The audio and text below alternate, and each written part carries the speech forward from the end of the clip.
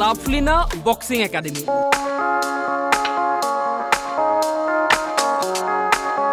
লাভলিনা বৰগোহাঁই আন্তৰ্জাতিক খ্যাতিসম্পন্ন বক্সিং খেলুৱৈ লাভলিনা বৰগোহাঁই। অলিম্পিকৰ পদক বিজয়ী লাভলিনা বৰগোহাঁইৰ গুৰুত্বপূৰ্ণ পদক্ষেপ। লাভলিনাৰ একক প্ৰচেষ্টাত গঢ়ি উঠিছে এক বক্সিং একাডেমি।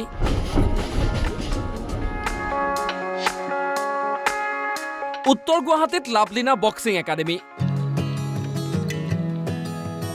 মুকলি কৰে মুখ্যমন্ত্ৰী ডক্টৰ হিমন্ত বিশ্ব শৰ্মাই। লাভলিনাই নতুন প্ৰজন্মৰ মাজত বক্সিং জনপ্ৰিয় কৰাৰ উদ্দেশ্যে স্থাপন কৰিছে এই একাডেমি।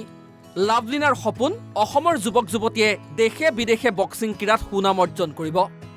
একাডেমিখনক সহায় সহযোগিতা আগবঢ়াব চৰকাৰে। 2 কোটি টকাৰ অনুদান দিব চৰকাৰে। খণ্ডৰাত এটা বক্সিং একাডেমি স্থাপন কৰিছে।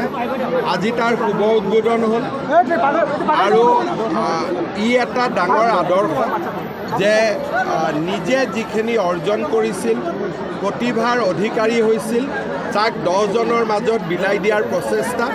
মই ৰাজ্য চৰকাৰ আৰু অসমবাসীৰ হৈ লাভলিনাৰ এই প্ৰচেষ্টাক আদৰণি জনাইছোঁ, শুভেচ্ছা জনাইছোঁ আৰু ৰাজ্য চৰকাৰৰ পৰা সকলো ধৰণৰ সহযোগিতা আগবঢ়োৱাৰ প্ৰতিশ্ৰুতি দিছোঁ। বক্সিং একাডেমিখনত হোষ্টেল নিৰ্মাণৰ ব্যৱস্থা কৰিব চৰকাৰে। সকলোৱে আশা কৰিছে যে লাভলিনা বক্সিং একাডেমি অসমৰ ক্ৰীড়া ক্ষেত্ৰত আন এক নতুন দিশৰ সূচনা কৰিব। আমিনগাঁৱৰ পৰা মধু মাধৱ দাসৰ report, NB news.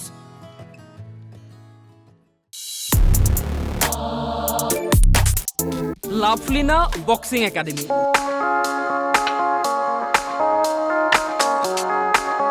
Lovlina Borgohain আন্তৰ্জাতিক খ্যাতিসম্পন্ন বক্সিং খেলুৱৈ লাভলিনা বৰগোহাঁই। অলিম্পিকৰ পদক বিজয়ী লাভলিনা বৰগোহাঁইৰ গুৰুত্বপূৰ্ণ পদক্ষেপ।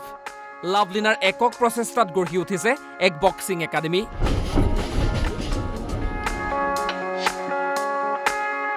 উত্তৰ গুৱাহাটীত লাভলিনা বক্সিং একাডেমি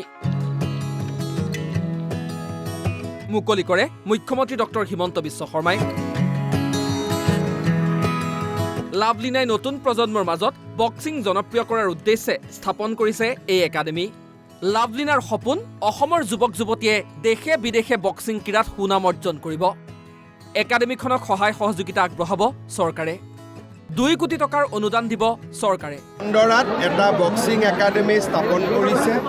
আজি তাৰ শুভ উদ্বোধন হ'ল আৰু ই এটা ডাঙৰ আদৰ্শ যে নিজে যিখিনি অৰ্জন কৰিছিল, প্ৰতিভাৰ অধিকাৰী হৈছিল, তাক 10 জনৰ মাজত বিলাই দিয়াৰ প্ৰচেষ্টা।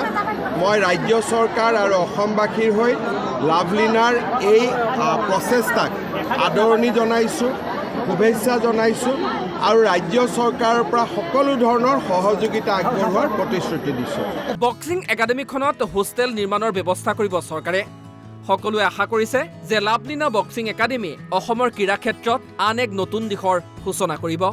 আমিনগাঁৱৰ পৰা মধু মাধৱ দাসৰ ৰিপৰ্ট, NB নিউজ।